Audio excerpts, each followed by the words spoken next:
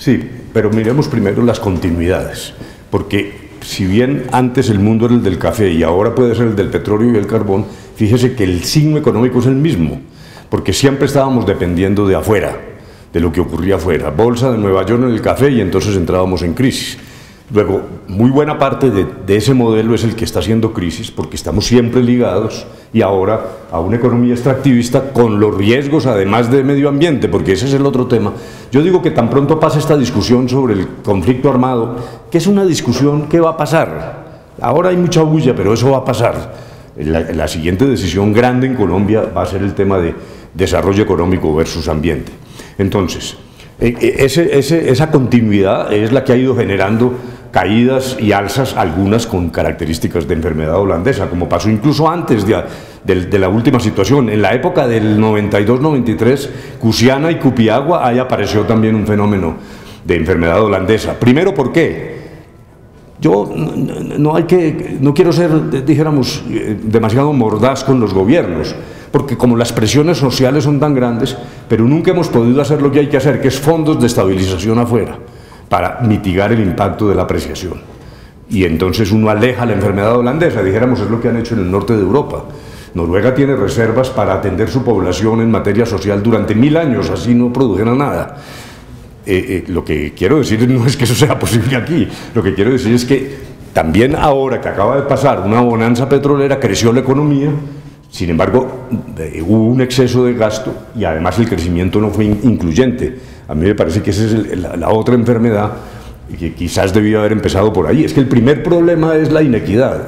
Con una estructura tan inequitativa tampoco la economía es capaz de crecer, porque precisamente, reitero, estamos dejando por fuera un mercado interno que debería ser útil y productivo. Entonces, primero, si llegase, por ejemplo, una nueva bonanza petrolera, tenemos que ser serios realmente en crear fondos de estabilización. Lo que está pasando ahora, además, es muy significativo. Viene la crisis, se devalúa el peso, se supondría que esa era la gran oportunidad de los exportadores, siempre fue lo que nos dijeron, es que no podemos exportar por el tipo de cambio, y no ha sido posible realmente un impulso de verdad a las exportaciones, por muchas razones. Primero, pues porque uno pierde mercados y ganarlos después no es tan fácil, eso no ocurre de un día para otro. Hemos ido mejorando nuevamente en el tema de las exportaciones, pero falta mucho. ¿Y qué es lo que falta? Educación pertinente, ciencia, tecnología e innovación. Es aquí donde tenemos que hacer la tarea. Hace poco lo dijo Guillermo Perry muy bien en una columna del Tiempo. Esto no son fórmulas mágicas, es aquí donde tenemos que trabajar y ahí es donde hemos fallado. La diferencia con los tigres asiáticos y nosotros, que éramos hace 40 o 50 años, nosotros estábamos por encima, ha sido esa, que realmente ha habido una enorme incapacidad de formar recurso humano y de trabajar generando las condiciones internas de productividad, de competitividad, de ciencia, tecnología e innovación. Eso es innecesario y le voy a decir por qué. Y sí hay recursos para una visión totalmente distinta. Parte de las aberraciones que estamos viendo es que la cuestión pensional se está viendo de manera muy limitada.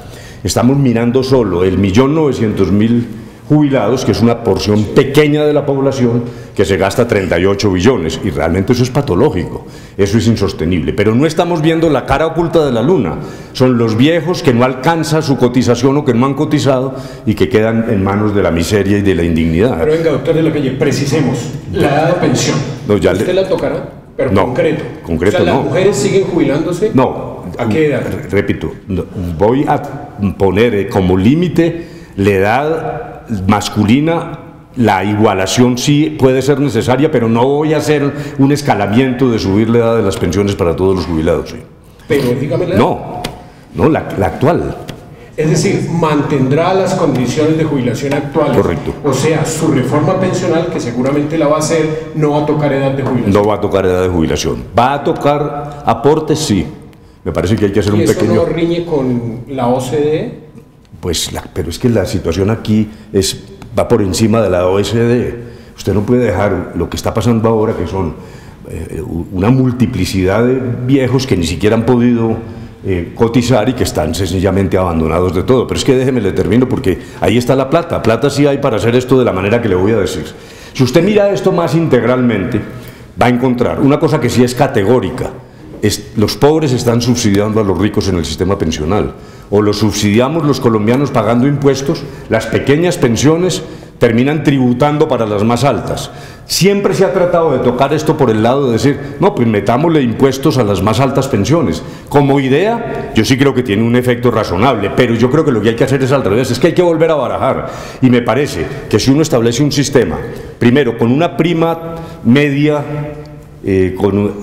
tipo colpensiones, con una pensión de prima media como colpensiones moderada, y un segundo pilar a base de ahorro individual, usted elimina la presión que hoy está sufriendo la fiscalidad en favor de las pensiones más altas. Esa es una primera forma de abordar esto, y en la medida en que usted recompone todo el paquete, puede empezar a incorporar algo que ya medio se está haciendo a través de los BEPS, etcétera. Darle la mano a los ancianos que no tienen hoy pensión de jubilación, y en el paquete financiero es absolutamente posible hacerlo sin necesidad de subir la edad de pensión. Dijéramos, ¿cómo crece? ¿Cómo crece la economía? Porque tiene bienes de capital y recurso humano. Entonces la combinación de ambos es el crecimiento. Dijéramos lo que produce un país, bueno, eso es elemental, ¿no? No hay necesidad de repetirlo. En Colombia lo que estamos viendo es, yo sí creo primero que hay posibilidades de agregar capital, entendido por capital, recursos distintos al recurso humano.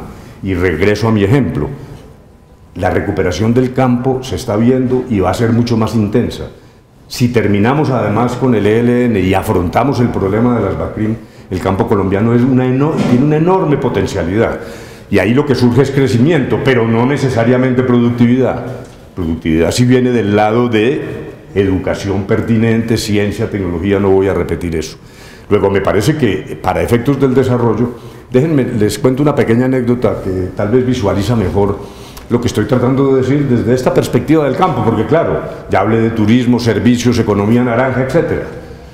Pero hablemos del campo. En la mesa de La Habana, la canciller de Argentina nos pidió que recibiéramos al señor Grodko. Grodko es un apellido polaco impronunciable, como Grodko-Patowski o una cosa así.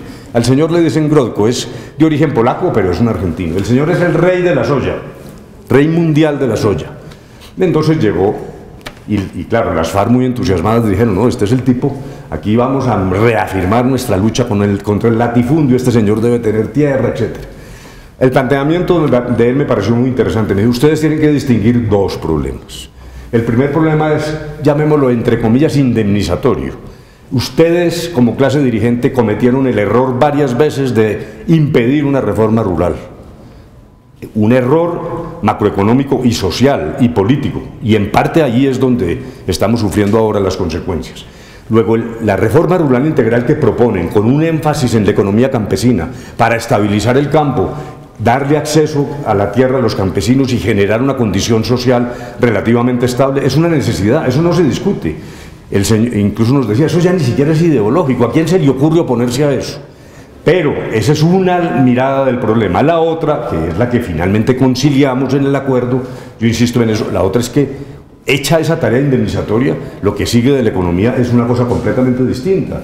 Entonces, en ciertas zonas de Colombia empieza a ser inútil la llamada UAF, el número de hectáreas que alguien puede poseer, es porque es necesaria mayor densidad de capital, de una economía moderna. Lo decía el señor Grodko, y aquí viene la anécdota. Entonces las FARC, con el ánimo pues de meter un golazo, dijeron, óigame, señor Grodko, ¿y usted cuántas hectáreas tiene? Entonces el tipo guardó silencio y dijo, ¿cuántas le ponen ustedes? No, pues 100 millones de hectáreas, usted es el rey de la soya, etcétera, cifras y cifras. Y dijo, señores, ni una. Ustedes están absolutamente perdidos en la economía agrícola moderna. Lo que vale es la economía que está encima del suelo, la tierra ahí está. El problema de la tierra, repito, es con el carácter de estabilizar el campo, pero de ahí para adelante yo lo que hago es o arrendar tierra o formar partnership con la gente, etc. Incluso les doy una recomendación. Si ustedes les molestan tanto las tierras que llaman de latifundio, alquílenlas y explótenlas. Realmente el problema no es ese. A mí me pareció que esa es una cosa realmente muy interesante para Colombia, ¿no?